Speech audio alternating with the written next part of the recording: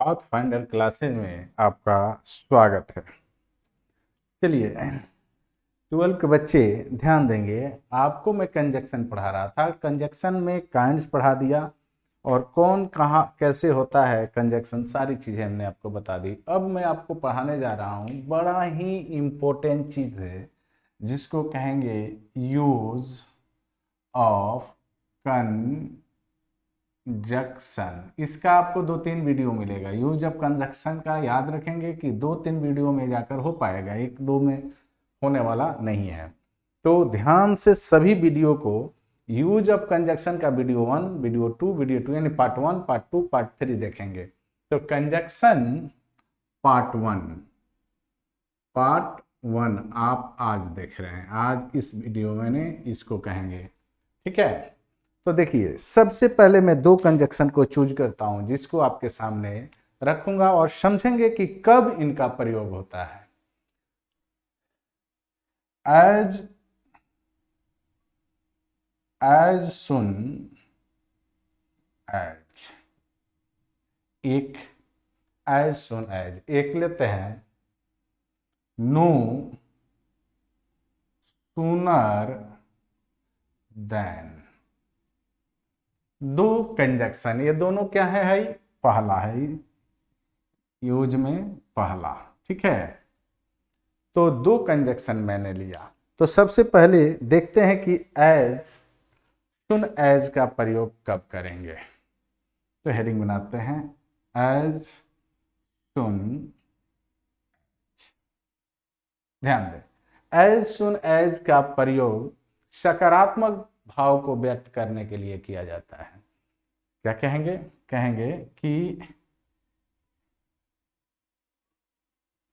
इनका, चाहे इसका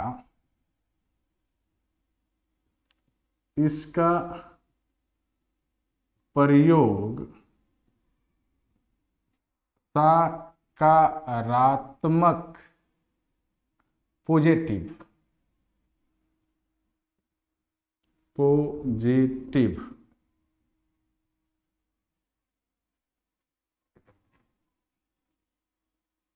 भाव को व्यक्त करने के लिए किया जाता है। समझिए, सकारात्मक भाव को व्यक्त करेंगे, जैसे कहेंगे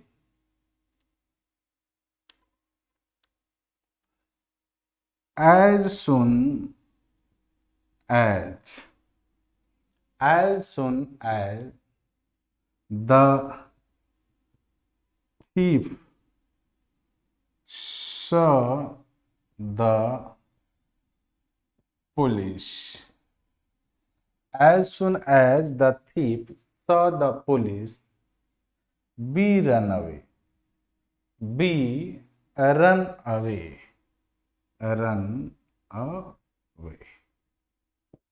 कह रहा है कि जैसे, चाहे ज्यों ही कहिए या जैसे ही कहेंगे। क्या कहेंगे? ज्यों ही या जैसे ही। कहेंगे कि ज्यों ही या जैसे ही चोर ने पुलिस को देखा, त्यों ही वह भाग खड़ा हुआ। यानी ज्यों ही वो पुलिस को देखा त्यों ही भाग खड़ा हुआ। समझ में आ गया? तो ये ज्यों ही त्यों ही के अर्थ में इसका प्रयोग करेंगे। आइए अब देखते हैं नो सूनर के प्रयोग में क्या है। चलिए हेडिंग बनाते हैं यहां no sooner. No sooner then, एक था और नो सूनर देन। कहेंगे कि इसका प्रयोग नकारात्मक भाव को व्यक्त करने के लिए किया जाता है। इसका प्रयोग नकारात्मक भाव को, निगेटिव भाव को व्यक्त करने के लिए किया जाता है। जैसे मैं कहूंगा कि no sooner had the thief, no sooner had the thief, no sooner had the thief seen the police than he run away। कहेंगे चोर ने पुलिस को देखा नहीं कि भाग गया, कि वह भाग गया। चोर ने पुलिस को देखा नहीं कि भाग गया, यानी इसका निगेटिव सेंस आ रहा है कि चोर ने अभी पुलिस को देखा ही नहीं कि भाग गया। क्लियर हुआ? चलिए अब इन्हीं का और भी यूज हैं, उस पर चर्चा करेंगे तभी आगे बढ़ेंगे, ऐसे नहीं। अब मैं फिर एज सुन एज की बात करते हैं, पहले इसको अब मिटा रहे हैं। आप वीडियो को बढ़िया से देखेंगे, 2-3 बार जरूर देखिएगा, क्लियर माने एकदम याद हो जाएगा, 2 बार देख लीजिएगा। और नहीं तो 1 बार ही देखना चाहते हैं तो देखिए, लेकिन इसका नोट्स बनाइए पूरे का और इसको पास में रखिए और इसी को पढ़िए। दोनों ऑप्शन आपके पास है, जो आपको बेहतर लगे वो कर लेना। क्लियर है? अब आइए अब देखते हैं इसका दूसरा। कहेंगे एज सुन एज का प्रयोग सभी टेंसेज में किया जाता है। यानी एज सुन एज का प्रयोग आप हर एक टेंस में कर सकते हैं, इसमें कोई दिक्कत नहीं है। जैसे as soon as the boy looks the teacher, कहेंगे as soon as the boy looks the teacher, ज्यों ही बच्चे ने शिक्षक को देखा, है ना, ही स्टैंड अप, वह खड़ा हो गया, तो ही वो खड़ा हो गया। तो देखिए ये सिंपल प्रेजेंट टेंस में आ गया। ठीक है, ये किस में आ गया? सिंपल प्रेजेंट टेंस में। यानी इसको आप जहां चाहिए, जिस टेंस में चाहिए उसमें आप प्रयोग कर सकते हैं। As soon as the teacher is look, कहेंगे इज लुकिंग, लुकिंग तो शब्द होता नहीं है, ठीक है, इसलिए लुकिंग क्यों नहीं होता है? क्योंकि इसका कंटिन्यूअस टेंस नहीं बनता है, कभी भी लुक का कंटिन्यूअस टेंस नहीं बनता है, न सी का बनता है। ठीक है, आप इसको ध्यान में भी इसको भी रखिएगा। चलिए अब मैं आपको लेके चलता हूं फिर 2 नंबर, लेकिन किसको पढ़ेंगे? नो सूनर के लिए। नो सूनर देन, कहेंगे कि नो सूनर का प्रयोग केवल पास्ट टेंस में होता है। कहेंगे कि इसका प्रयोग केवल पास्ट टेंस में होता है। रट्टा मारेंगे आप कि नो सूनर का प्रयोग केवल पास्ट टेंस में होता है, अर्थात इसका प्रयोग यदि प्रेजेंट टेंस में दिख जाए या फिर फ्यूचर में दिख जाए तो आप इसको क्या करेंगे? समझेंगे कि यहाँ पर क्या है, तो एरर है। क्लियर है? चलिए कहें वही चीज, कहेंगे कि no sooner had the thief seen the police then he run away, यानी ये पास्ट में है। बात समझ गए? वही चीज है, कहेंगे कि no sooner had, no sooner had the thief seen the police he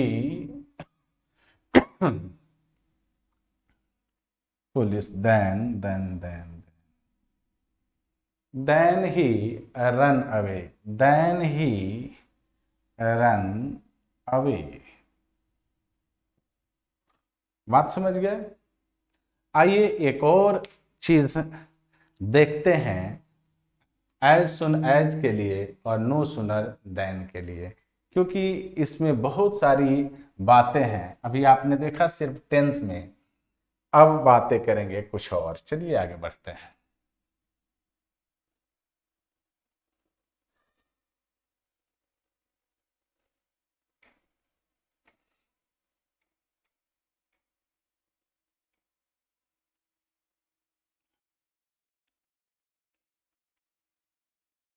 पहले एज टू एज को फिर देखते हैं। अब इसका ये तीसरा है, एज सुन एज। कहेंगे इसकी वाक्य की संरचना, कहेंगे कि इसके वाक्य की संरचना, इसके वाक्य की संरचना, संरचना यानी बनावट, संरचना मतलब बनावट, सकारात्मक और नकारात्मक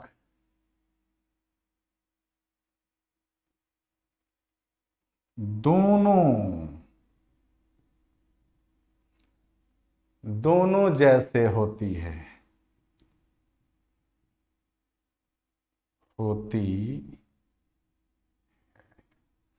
यानी जिस वाक्य में एज सुन एज आएगा, इसका सकारात्मक भी बना सकते हो और नकारात्मक बना सकते हो।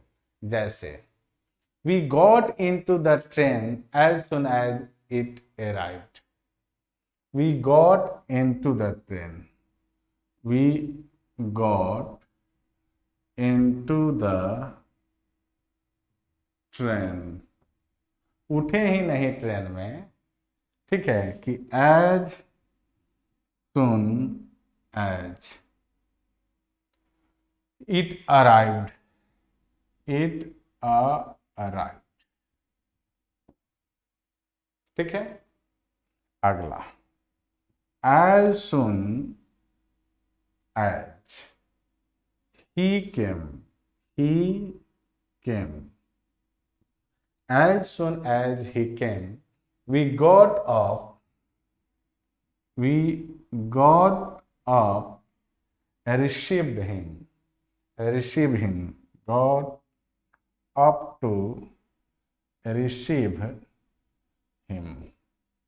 वो आए ही नहीं कि हम लोग वहां कहाँ पहुंच गए, उनको रिसीव करने के लिए पहुंच गए। चलिए, आए ही नहीं यानी अभी जैसे आए कर खड़े ही होंगे, आए ही नहीं कि हम लोग उनको रिसीव करने पहुंच गए। अर्थ इनका यहाँ दोनों तरह से निकल जाता है। चलिए, अब बच गया नो सुनर का तीसरा, नो सुनर देन। अलग अलग ढंग से, अलग अलग तरीके से याद रखने का प्रयास करेंगे आप। कहेंगे कि इसके वाक्य की संरचना, इसके वाक्य की संरचना प्रश्नवाचक जैसा होती है, चाहे जैसी होती है, जैसी होती है। ठीक है, कहेंगे कि no sooner did I sit down, no sooner did, no sooner did I sit down, I sit down in the train, in the train, then I felt sick. मैंने अभी मैं बैठा ही नहीं था ट्रेन में कि मैंने क्या महसूस करने लगा, सिक, अपने आप को क्या महसूस करने लगा, सिक।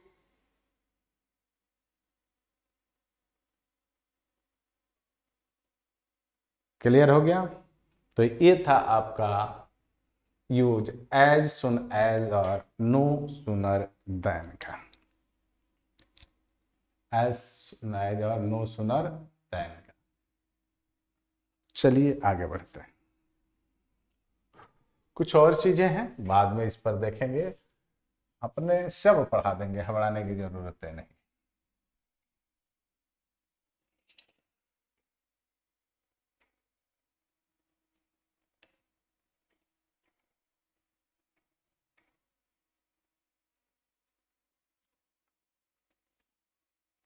अगला लेते हैं लाइक, ठीक है, और एच, यानी ये 2 नंबर है। तो पहले लाइक का प्रयोग करते हैं। वैसे आपको पता होना चाहिए कि लाइक वर्ब भी है, लेकिन बात मैं यहाँ कंजक्शन का कर रहा हूं। कहेंगे कि इसका प्रयोग कंजक्शन के रूप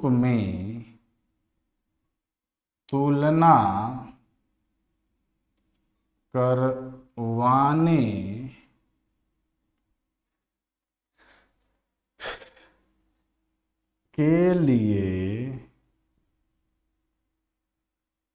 तब करते हैं, इसका प्रयोग कंजक्शन के रूप में तुलना करवाने के लिए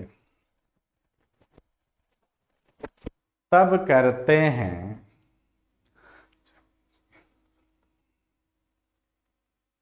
जब इसके तुरंत बाद नाउन या प्रोनाउन आए।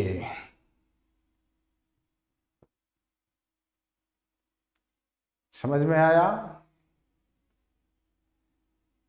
एवं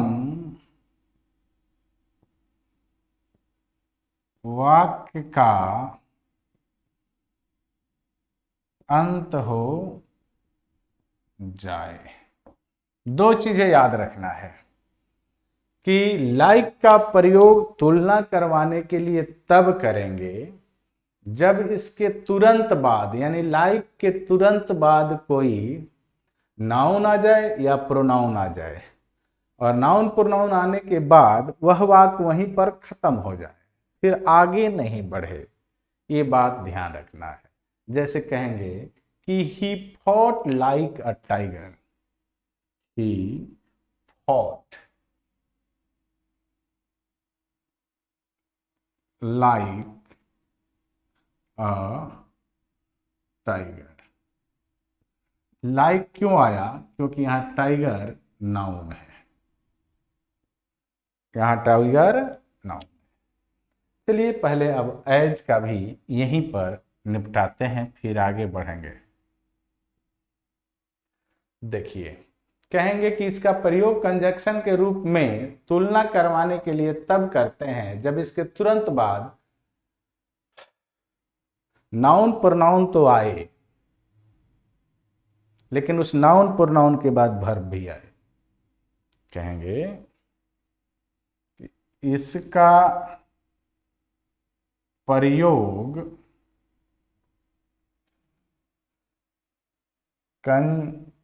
कंजक्शन के रूप में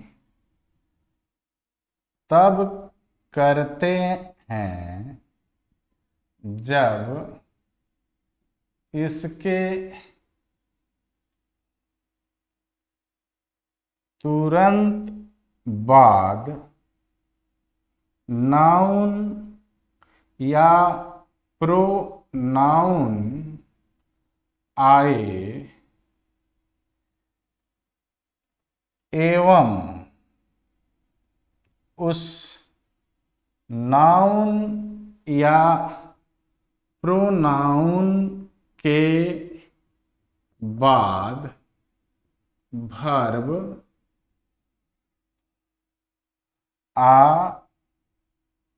आए। दोनों का फर्क बहुत ही बहुत आसान है और बहुत समझना है। मैं इधर इसको समझाता हूं, पहले उदाहरण दे देता हूं। He speaks like, he speaks like, रुको, he speak as I speak, करता क्या है एग्जाम में? एग्जाम में दे देता है कि he fought a tiger, और दे देता है like और एच। आपको पता होना चाहिए कि ये टाइगर यहाँ नाउन है और इस नाउन के बाद वाक्य का अंत है तो एज लगा देंगे। लेकिन यहाँ अगर ये करे कि उसके बाद कोई वर्ब दे दे तो हम वहाँ एज लगा देते हैं। तो वहाँ हम क्या लगाते हैं? एज लगाते हैं। क्लियर है? आगे बढ़ते हैं और देखते हैं अगले कंजक्शन को।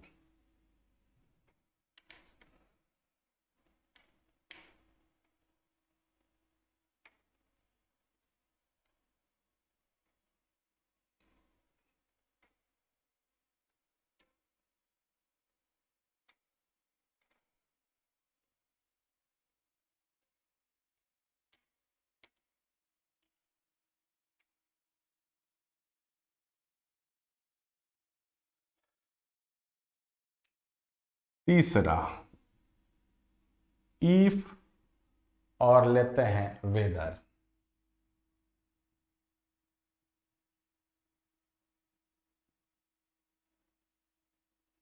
इफ और वेदर, पहले लेते हैं इफ को और देखते हैं कि इफ का प्रयोग कहाँ करेंगे।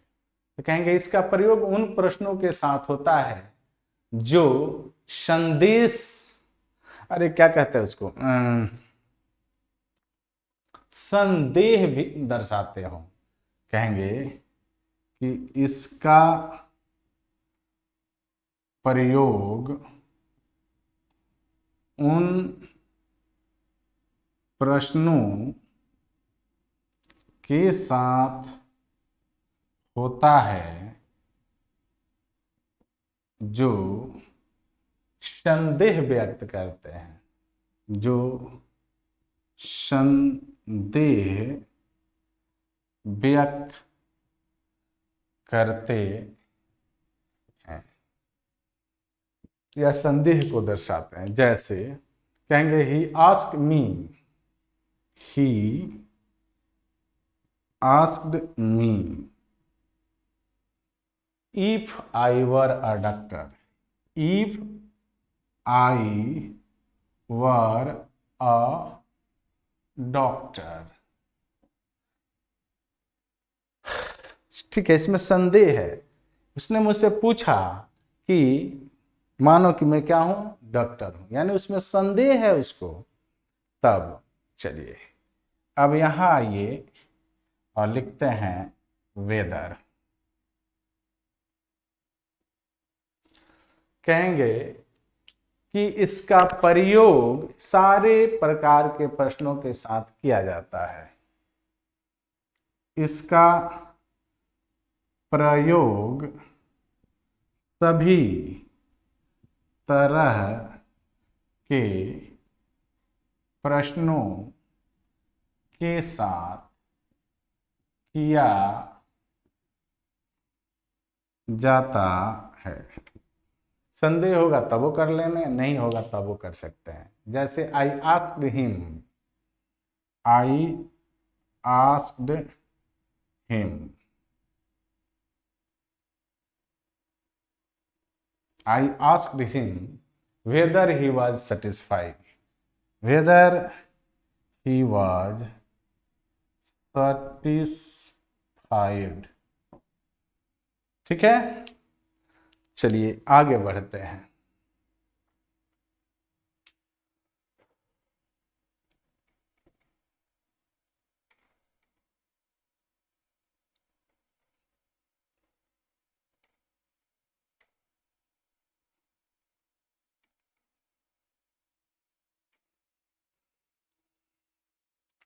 इफ यानी इसका दूसरा कंडीशन, शर्त।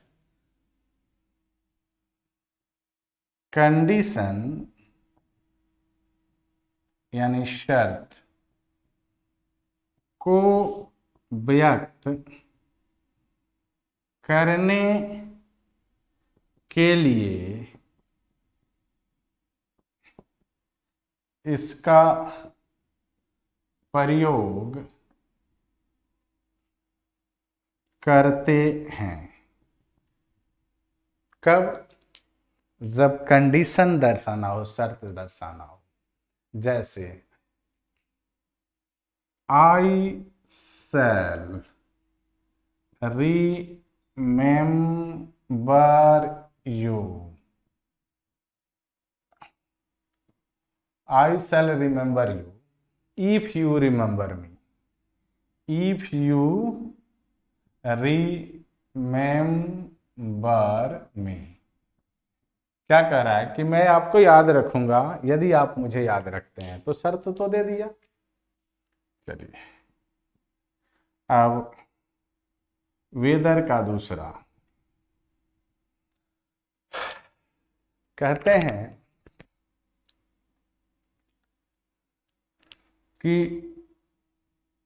कंडीशन यानी शर्त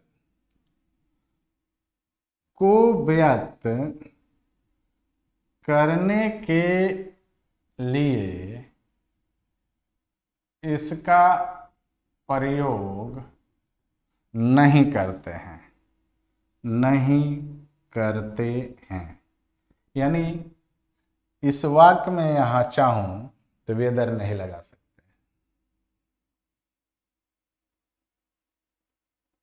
ठीक है, याद रखेंगे, यानी कभी भी ऐसा काम नहीं करेंगे।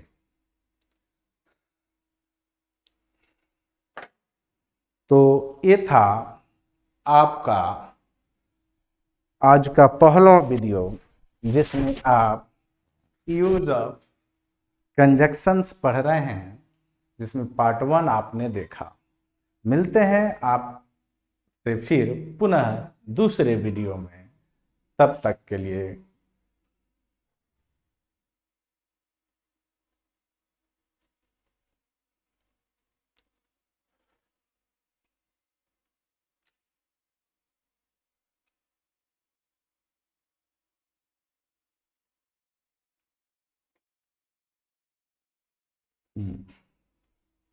मिलते हैं अगले वीडियो में। तब तक के लिए गुड बाय। आप